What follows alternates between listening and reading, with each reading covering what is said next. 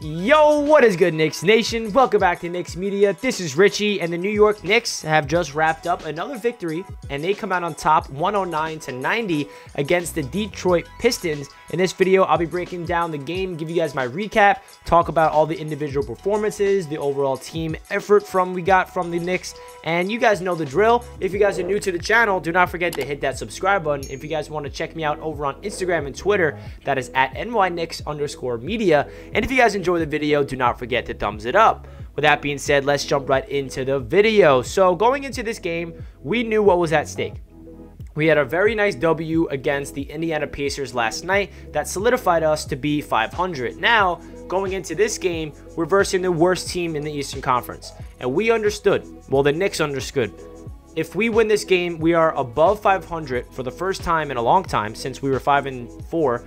And we have solidified the 4th seed for now. Obviously, the Eastern Conference is so tight where if we lose once or twice in a row, we're all the way down in the standings. But as of right now, the Knicks are officially the 4th seed in the Eastern Conference, and we took care of business like we should. What this Knicks team needed to do is go up against a team that's not good in the Detroit Pistons and play good defense, and that's exactly what we did. We took care of business. It easily could have been a trap game. It could have been one of those games where Knicks fans are so happy, everyone, including myself, on Twitter, Instagram, we're, parading the streets of Manhattan outside of the Garden that we look like we just won a playoff series, and then we lose to the Pistons, and then we're under 500, and then again, everyone's like, oh my God, we're not as good as we thought. Like, that's what could have happened, but it didn't happen. I'm very thankful that did not happen. I wasn't worried that would happen, but here we are right now. The New York Knicks are 18-17. So let's get into the individual performances because there was a lot of good ones. This was a very good collective effort from the Knicks, but let's start off with our All-Star because he just continues to prove that he is an All-Star.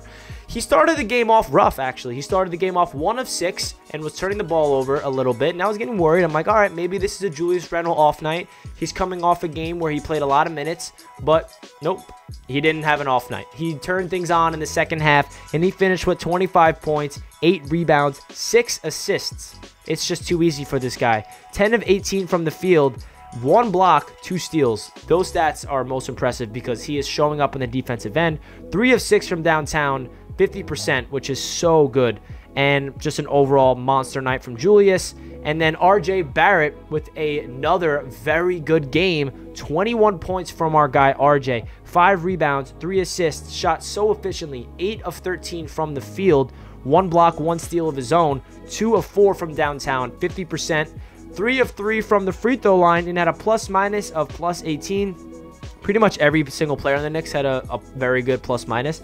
But, RJ Barrett just continues to show that he is a young guy developing into someone that we hope is part of our future in terms of our young core. I feel like RJ's game is just becoming better and better. And what RJ needs to work on and what we're seeing is his confidence. Whenever he's confident out there, that's when he plays his best basketball. And let me tell you guys this, his jump shot is getting better and better by every game.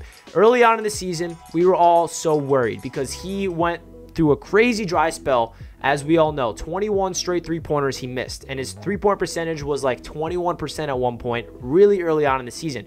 Right now, RJ Barrett is shooting 34% from downtown, and he's shooting like 47% from the three-point line in the month of February. That's wild. Throughout the entire month, he shot 47% from downtown. That tells you that RJ has actually a jump shot. Everyone is saying that RJ is not a shooter. He should not shoot the ball, but I disagree. I think that RJ is a very good catch and shoot guy. I don't think he's somebody that can create his own jump shot. I don't think he can do the step back threes like IQ can do, but he is a really good spot up, catch and shoot, 3-point shooter, and that's what Derrick Rose does. He finds him in the corner, and RJ has been hitting them at a very consistent basis and efficiently, and he's been doing it with people in his face as well. So another great game from RJ Barrett. He continues to thrive, especially slashing to the rim. He had so many insane, contested layups, but you guys know about that. Another great game from Nerlens Noel. He needs so much credit because he's filling in for Mitchell Robinson. We know Mitch is out for a long time. Taj Gibson's out as well, so he's the only big man on the roster healthy. Nerlens Noel, 39 minutes, which is a lot. 8 points, 2 assists, 11 rebounds, 4 of 5 from the field, and then these are the stats that just are amazing. 3 steals, 3 blocks. He is filling in the role for Mitchell Robinson. He was doing this off the bench, but now that he's getting a lot of minutes, he's doing it at an extremely high level. He's protecting the rim. Whenever somebody tries to dunk in the paint, nope, not happening. Nerlens Noel is down there. Anybody trying to do a layup, nope, not happening. Nerlens Noel is down there. He continues to be our rim protector that we need desperately. And like I said, Nerlens is filling in the shoes for Mitchell Robinson. He deserves a lot of credit. He's doing everything on the defensive end. He's even doing a lot of things on the offensive end. He's driving to the rim when obviously he has those butterfingers that we don't like. Sometimes people find him down low and he fumbles the ball out of bounds. But he's been catching the alley-oops when it's there. He's been finishing down low when it's there. So definitely Nerlens Noel deserves a lot of credit.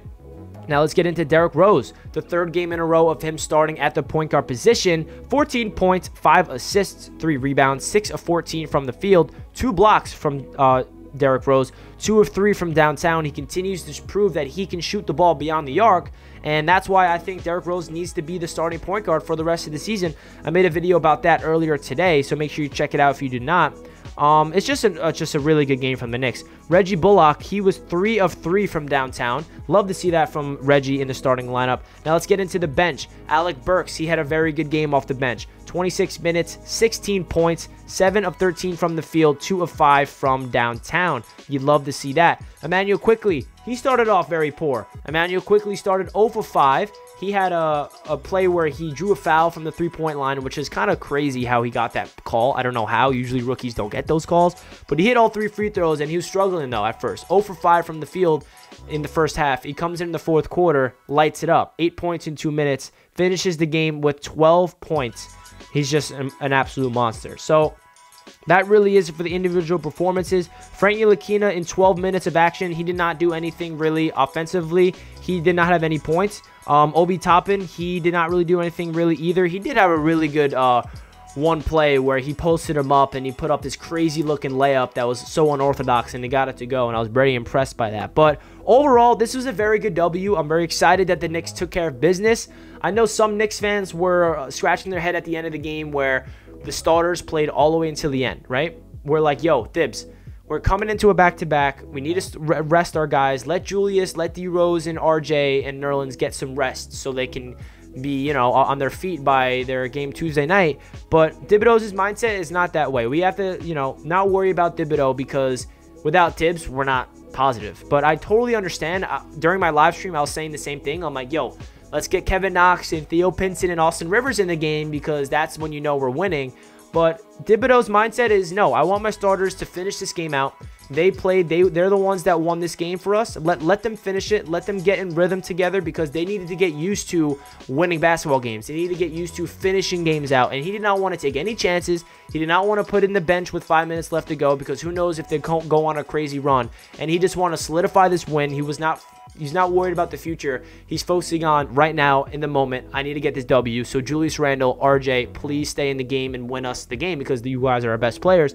But I totally understand the argument that they should be out because I was in the same shoes. But I definitely see where Thibodeau's coming from as well. The only risk really is injuries, and that's why Knicks fans don't want to see our star players out there late in the game when we're winning by so much is because they're worried about an injury. But luckily, as of right now, there's no injuries happening, so we cannot complain. So overall, to finish off this video, I just want to say I'm very happy because the New York Knicks are above 500. We're playing like a very good team. We're taking care of business as we should. We're playing like a unit collectively. What you need to do to win ball games as a team, defensively and offensively, is play together as one. And that's exactly what's happening. And that does not happen without really good coaching staff, especially what Tom Thibodeau and this entire coaching unit is doing in terms of preparing them for their teams. I don't think I've ever seen a Knicks team more prepared for their opponents since the Mike Woodson days. You know what I mean? It's just beautiful preparation from top to bottom, from Leon Rose assembling the staff of Tom Thibodeau. You know who's there. Mike Woodson's back on the staff. Kenny Payne, Johnny Bryant. It's just a beautiful staff that is showing us every single sign of player development, them playing together. Julius Randle continuing to prove to be an all-star. Julius Randle is just being a guy that's putting the team on his back, really, and getting his teammates involved, playing defense efficiently. RJ Barrett is continuing to take strides in the right direction. It's just a good time to be a Knicks fan. Knicks fans deserve to be happy. And let me know in the comment section your thoughts of the game. And if you guys stayed until the end of the video, comment down below the Statue of Liberty emoji. You guys know the drill. And that does it for this one. I hope you guys are having a fantastic day. And I'll catch you guys in my next video. Let's go Knicks. Peace out, guys.